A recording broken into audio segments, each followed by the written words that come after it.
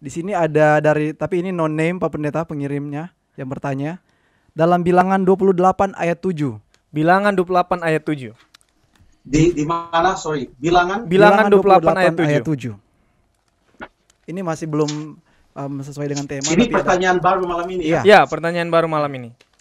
Bilangan 28 ayat 7 isinya. Dan korban curahannya ialah 1/4 hin untuk setiap domba. Curahkanlah minuman yang memabukkan sebagai korban curahan bagi Tuhan di tempat kudus. Pertanyaannya, apa yang dimaksud dengan curahkanlah minuman yang memabukkan sebagai korban curahan bagi Tuhan di tempat kudus, Pak Pendeta? Apa yang dimaksud dengan curahan minuman yang memabukkan untuk sebagai persembahan di tempat kudus Allah? Baiklah, terima kasih. Ini konteksnya adalah mengenai korban-korban curahan yang diajarkan sebagai hukum-hukum upacara bagi bangsa Israel. Oke? Dan ini adalah korban pagi dan korban petang. Ayat yang kelima mengatakan 1/10 eva tepung yang terbaik dan korban sajian diolah. Itulah korban bakaran yang tetap yang diolah pertama kali di atas Gunung Sinai menjadi bau yang menyenangkan, dan korban curahannya ialah 1/4 hin untuk setiap domba.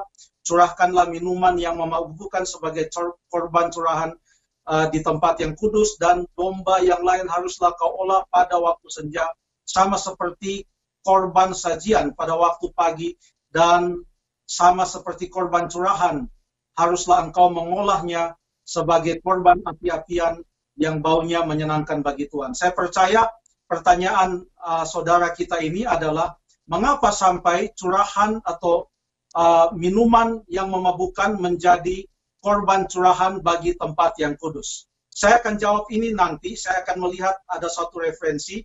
Nanti kalau ada lagu istimewa, setelah lagu itu saya akan coba jawab ini. Terima kasih. Saya bacakan kembali pertanyaannya.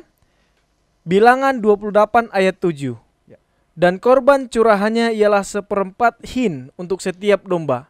Curahkanlah minuman yang memabukkan sebagai korban curahan bagi Tuhan di tempat kudus. Apa maksudnya curahan minuman yang memabukkan sebagai korban curahan bagi Tuhan di tempat kudus? Terima kasih, silakan Pendeta. Terima kasih. Saya takut saya bikin kecewa yang bertanya, karena mungkin harus ada banyak membaca yang lain juga untuk menjelaskan. Akan tetapi yang bisa saya sampaikan untuk malam ini adalah, dari semua konteksnya, mulai dari korban pagi dan petang, ada banyak daftarnya. Tepung contohnya, di dalam pasal 28 ayat yang ke-5. Juga 1/10 eva tepung yang terbaik. Lalu kemudian diolah dengan 1/4 hin minyak tumbuk. Semua ini yang disediakan adalah yang terbaik. Nah, yang menjadi permasalahan adalah karena kita percaya bahwa kita tidak minum minuman keras, dan untung saja memang ini adalah korban yang dicurahkan dan bukan untuk diminum, baik oleh imam dan baik oleh siapapun juga pada saat itu. Tapi tetap menjadi pertanyaan, apa yang dimaksudkan dengan curahkanlah minuman yang memabukkan sebagai korban? Ada beberapa referensi yang mengatakan bahwa yang dimaksudkan dengan minuman yang memabukkan di sini adalah anggur yang paling tua, katanya. Karena menurut adat istiadat orang Israel, semakin anggur itu bisa dijaga dengan baik, semakin lama, semakin tua, itulah yang terbaik. Ingat cerita di Kana, sampai pemimpin pesta itu bisa membedakan mana yang baik dan mana yang kurang baik. Dan anggur yang lama disimpan dengan cara penyimpanan yang sangat baik yang ada pada orang-orang Yahudi, itu menjadikan bahwa anggur itu adalah anggur yang terbaik. Menjadi pertanyaan, apakah anggur yang terbaik ini adalah anggur yang memabukkan?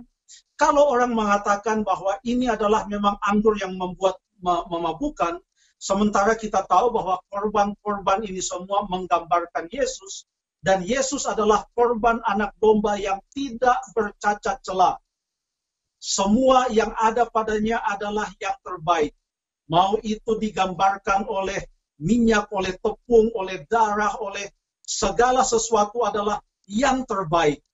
Dengan demikian, kalau ada yang mengatakan bahwa ini adalah minuman keras yang beralkohol, kalau kita katakan bahwa anggur ini menggambarkan darah Yesus, sebagaimana kalau kita mengadakan perjamuan kudus, maka anggur itu menggambarkan darah Yesus, roti yang tak beragi itu menggambarkan tubuh Yesus, maka agak rancu kalau darah Yesus digambarkan oleh anggur yang difermentasi. Jadi tidaklah dengan tepat bisa menggambarkan akan darah Yesus. Jadi tetap ini mungkin ada dalam penelitian, tapi ada prinsip-prinsip yang perlu kita lihat. Yang pertama, tidak mungkin ini ayat bertentangan dengan ayat-ayat yang lain dalam Alkitab yang melarang meminum minuman keras. Yang kedua, ini adalah korban curahan, tetapi bukan untuk diminum. Yang ketiga, ini menggambarkan anggur yang terbaik, yang paling tua. Kita perlu mungkin menyelidiki lebih jauh bagi orang Israel, anggur yang paling tua itu adalah yang seperti apa. Bandingkan dengan apa yang Tuhan Yesus buat sebagai anggur yang terbaik pada pesta di Kana. Lalu kemudian yang berikut, karena korban-korban ini menggambarkan Yesus Kristus dan pengorbanannya, maka kita bertanya, apakah bisa korban anggur yang memabukkan, yang beragi, fermentasi, dapat dengan tepat menggambarkan darah Yesus? Mungkin saya akhiri saja di situ, dan kalau ada kesempatan lain, saya akan banyak baca lagi dan coba lihat mungkin bahasa aslinya dan lain sebagainya, dan kita akan coba terus untuk membahas. Tapi yang jelas, ini bukan mengabsahkan kita untuk minum minuman keras. Terima kasih.